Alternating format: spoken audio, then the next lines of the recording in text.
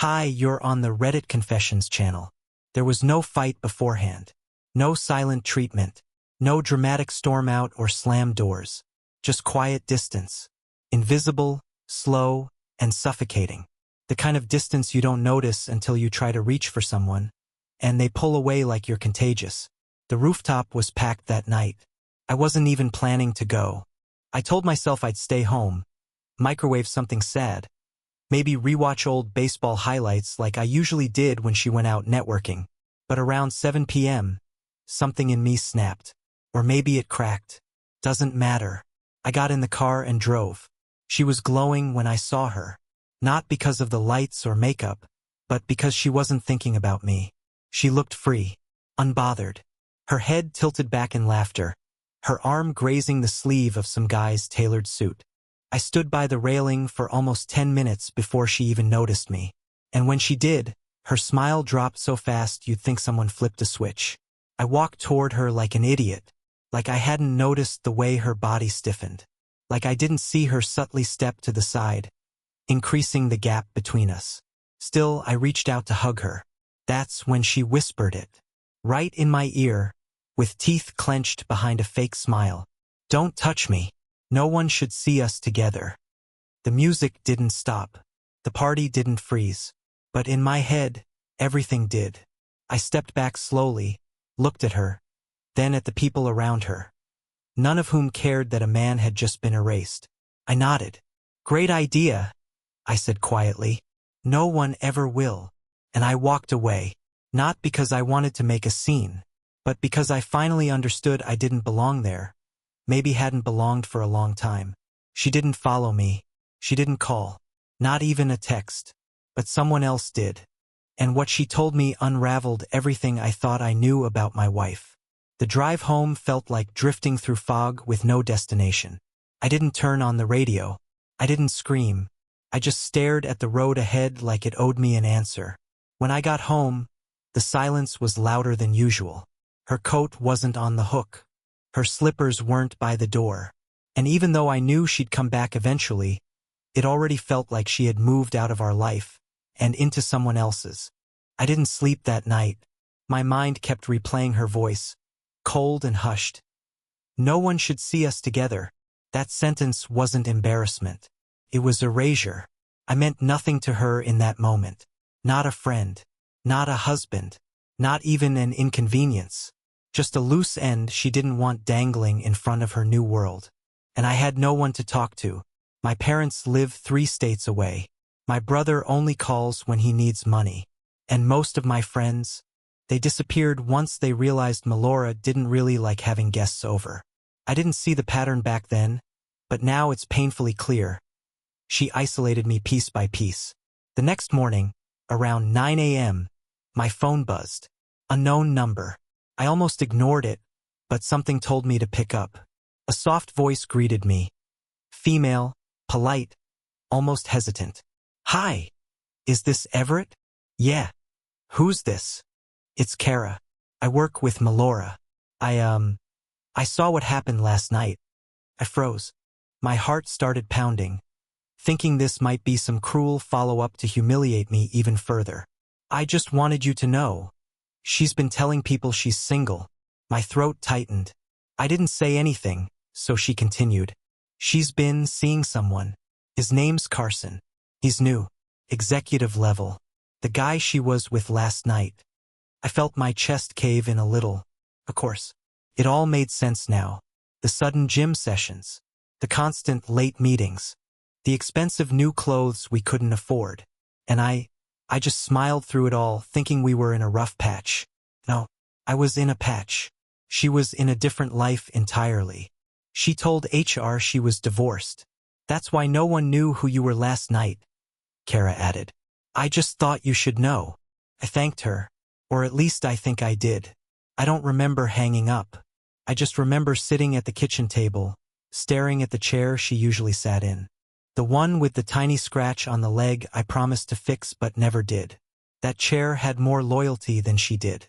That afternoon I checked our bank account. I don't know why. I just felt the need to see if anything else had changed. And of course it had. Transfers I didn't recognize. Charges from stores she never used to shop at. A dinner receipt from 2 nights ago for over $300 at a restaurant I didn't even know existed. She never spent more than $20 on dinner when it was just me. I didn't confront her. Not yet. I needed a plan. Something smarter than just yelling or begging or crying. Because whatever this was, it wasn't just about cheating. It was about betrayal layered so deep, I didn't even know where to begin peeling it back. That night, she came home like nothing happened. No apology. No explanation. Just a casual hey, as she walked past me and headed to the bedroom. She didn't ask how I was. She didn't even notice the packed suitcase by the stairs. She just vanished into the shower like she hadn't destroyed the foundation of our entire life the night before. But what she didn't know was that I had already made 2 phone calls. And the second one was going to turn her world upside down. I didn't go to work the next day. I called in sick and spent the entire morning staring at the phone, debating whether to follow through on what I'd started. The first call I'd made the night before was to a locksmith, just in case. The second call, though, that one wasn't so simple. That one was to a guy named Don Halbert, private investigator, friend of a friend, ex-cop, someone I never imagined I'd need to contact. I didn't even know how to explain why I was calling him until the words just spilled out. I think my wife is living a double life. He didn't sound surprised. Just asked me to email him anything I had, names, dates, addresses, photos. I sent him everything I could think of. Receipts, photos from the party, her calendar entries that didn't match the charges on our card, even a screenshot of the text she accidentally sent me a month ago meant for someone else. Back then, she told me it was a mistake, a wrong number. Now I knew better. By noon, Don called me back. Everett, he said, straight to the point. We need to meet. Today. I met him at a coffee shop across town, the kind of place where no one looks up from their laptop long enough to notice who's sitting across from them. He was already there when I arrived, manila folder in front of him, half-empty cup of black coffee, and a face that told me this wouldn't be a pleasant conversation. She's been with him for a while, he said, sliding the folder across the table. Longer than you think. Inside were pictures.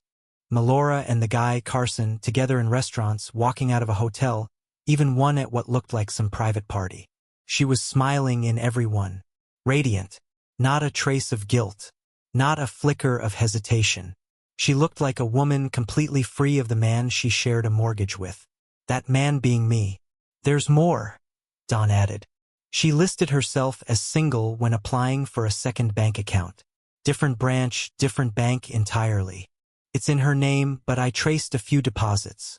One of them came from your joint account, and another from Carson's employer. I stared at the printouts, trying to connect the dots in my scrambled brain. So she wasn't just cheating. She was building a life, quietly, piece by piece, and funding it with the money I earned. I felt sick. Then Don said something that hit even harder. She's planning something. Fast. What do you mean? She's been calling realtors, asking questions about selling a property with only one name on the deed. I don't think she knows your name is still on the paperwork. I sat there frozen, heart racing, realizing she was trying to sell the house out from under me. The same house I had renovated myself when we first moved in. I painted every room. I fixed the pipes. I rebuilt the porch with my own 2 hands while she sipped wine and took photos for Instagram. And now, she was trying to erase me from the deed like she did at that rooftop party. I went home in a daze. Melora wasn't back yet. She had meetings, of course. I walked through each room, suddenly seeing everything differently. This wasn't our home. It was a shell she was waiting to shed. Every photo on the wall, every piece of furniture, every holiday memory. It was all props. She had rehearsed her exit. I was the only one still in character. I sat at the dining table and wrote her a letter. Not a dramatic goodbye, not a desperate plea. Just facts. Cold, blunt truth.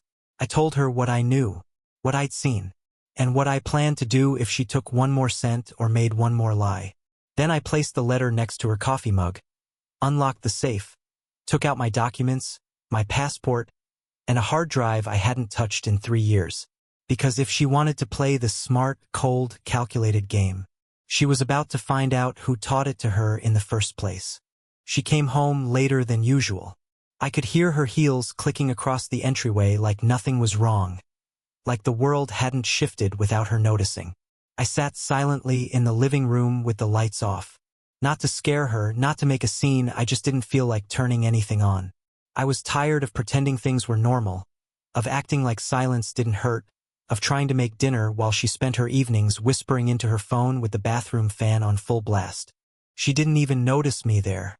I watched her walk past, drop her purse on the kitchen counter, and pour herself a glass of wine. She picked up the letter.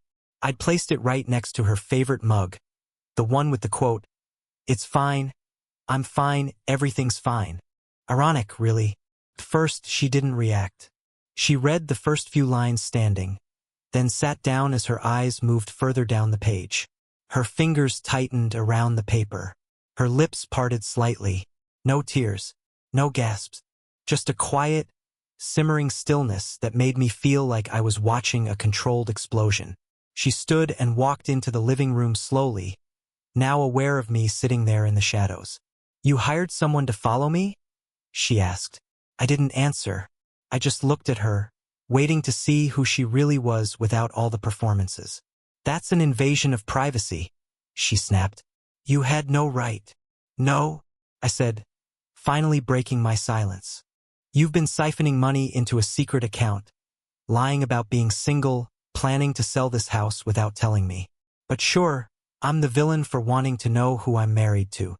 Her expression shifted. Not guilt, not remorse, strategy. She was calculating what I knew, what I didn't, and how to get ahead of it. "You don't understand," she began, voice softer now. "It's not what it looks like. I have photos of you walking into a hotel with him, multiple times. You think I'm confused about the plot here?" She crossed her arms. Leaning against the wall like this was just another tedious disagreement. "I was going to tell you. I just needed time. You've been emotionally exhausting, Everett. You suffocate everything you touch. You want to be loved for doing nothing." And there it was, the dagger, the line she had probably rehearsed in her head, sharpening it until it could slice clean through any defense I had left.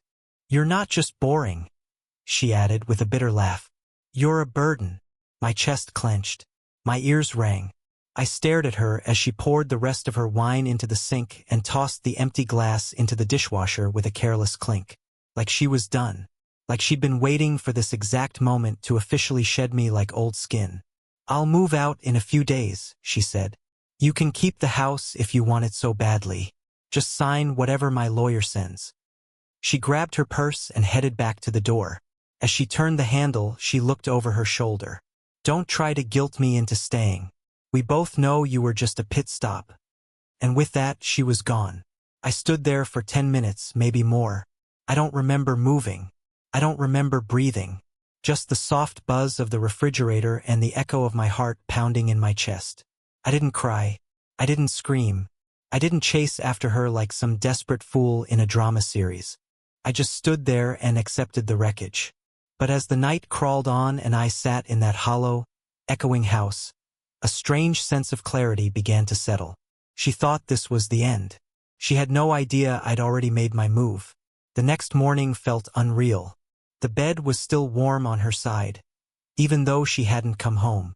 I just lay there staring at the ceiling, wondering how long I'd been pretending not to notice the signs. She didn't love me. That part was clear. But it hit me harder that she didn't even respect me. Not enough to be honest. Not enough to leave before building an entire escape plan behind my back. She wanted me erased quietly, like I'd never existed in her story. I got out of bed and made coffee I didn't want. My hands were shaking. I wasn't angry, I was hollow.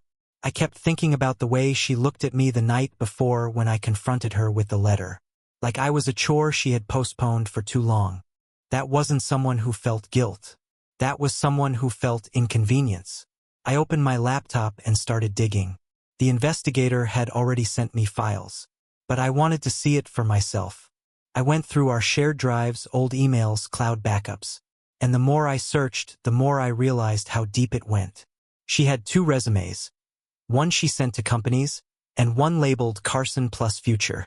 That one listed a new city, new job, no mention of being married. She'd even edited photos. Cropped me out of events we'd gone to together. One photo from our trip to Colorado showed her with friends. I remembered standing next to her in that shot. Now it was just her. She wasn't planning to leave me. She had already left. All that was missing was the paperwork and my ignorance. And yet she still hadn't filed. That's what bothered me. Why hold off if she was already done? Later that afternoon, I got another message. This time from Kara, the woman who had warned me before. Check her IG story, it said. I hadn't looked in days. I opened the app. My hands trembled again. There she was, smiling, laughing, poolside with Carson, holding his hand, clinking glasses. She wasn't even hiding it anymore. The caption read, "Where I'm meant to be." I watched it again and again, not because I wanted to, but because I couldn't believe how quickly she discarded the last 10 years of our lives. Like they never mattered. Like I never mattered. I screenshotted everything. Not out of spite, out of protection. I was done playing the clueless fool. I backed up every file, documented every transaction, every message, every hidden account. Because the next step wasn't just emotional, it was legal. She wanted a clean break. She wasn't going to get one. Not without explaining where half of our money went. Not without facing what she did to the man she promised to build a life with. But before I could take that step, something happened that shattered the little I had left. The doorbell rang around 6 p.m. I opened it, expecting a package. But it was her mother, Nora, and she wasn't smiling. She stepped inside without asking. Her eyes were red. She held her purse like she was about to drop it. "She told me everything," she said quietly. "But not all of it made sense. Everett, tell me, did you really find out she's trying to sell the house behind your back?" I nodded. "She said you were controlling, that you made her feel trapped," she continued. I didn't respond, just watched her, waiting for the twist. Then she sat down at the dining table and placed a thick envelope in front of me. "She left this for you. Said not to open it unless you were ready to let go." I stared at the envelope. My name scribbled on the front in her handwriting. It wasn't a goodbye note. I could feel the weight of it. Papers, legal forms, instructions, maybe, but what it didn't contain was what I needed most. An apology, an explanation, a trace of remorse. And still, I didn't open it. Because for the first time since this whole thing started, I wasn't chasing her anymore. I was preparing to bury what we had permanently. The envelope sat on the table for 3 straight hours. I didn't touch it. I didn't even move it. I just stared at it like it might explode if I did the wrong thing. Her handwriting across the front, just my name, nothing else, felt like a final insult. "No, I'm sorry. No, please read. Just, Everett." Like she was still in charge of how this ended. I finally opened it around midnight. The silence in the house was unbearable by then. Inside was a stack of neatly clipped papers, divorce agreement, property transfer forms, and a typed letter. The letter wasn't handwritten like I expected. It was cold, formal, almost like a script from a breakup workshop. She thanked me for what we had, mentioned that people grow in different directions, and hoped we could find peace separately. It ended with a note about her lawyer handling everything and that there was no need for unnecessary conflict. That phrase stuck with me. No need for unnecessary conflict. Easy for someone to say when they've already detonated the bridge and walked across the flames in heels. She wanted me to roll over, sign the documents, and disappear quietly, just like she had planned all along. She even included a pre-addressed envelope, as if I'd just drop everything into it like a good little ex-husband and vanish from her new chapter. That's when something in me finally snapped. Not with anger, not with rage, but with something colder, resolve. I didn't sign anything. Instead, I called the bank first thing in the morning and froze our accounts. All of them. I closed the credit cards that still had both our names on them. I sent my own legal notice to her email and her lawyer's inbox before they'd even had their coffee. I wasn't gonna burn her life down.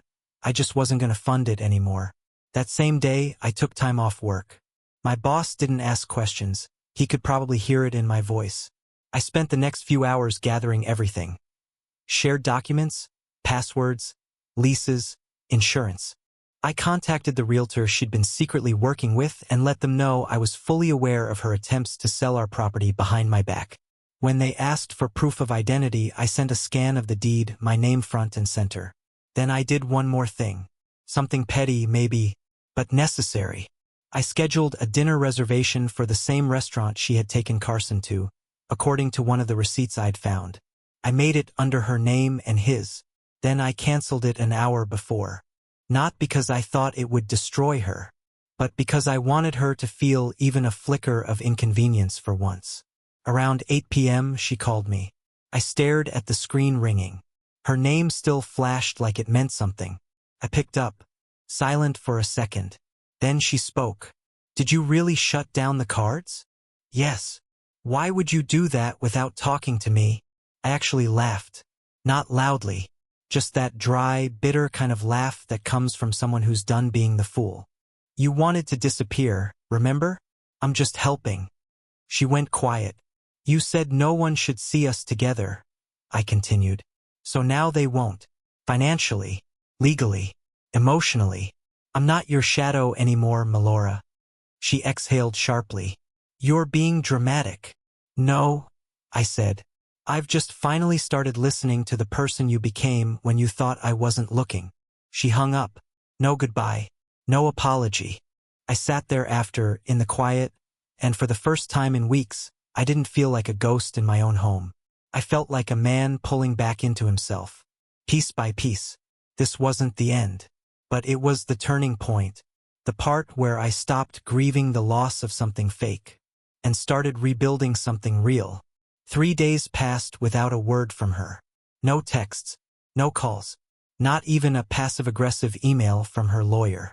I could feel the tension building like a distant storm, but I stayed calm. I had already started moving forward while she still believed she controlled the pace of our ending. That was her mistake. Thinking silence meant surrender. Didn't. It meant strategy. I spent those days cleaning the house. Not for her, but for me. For the first time in a long while, I cared about how my space looked, smelled, felt.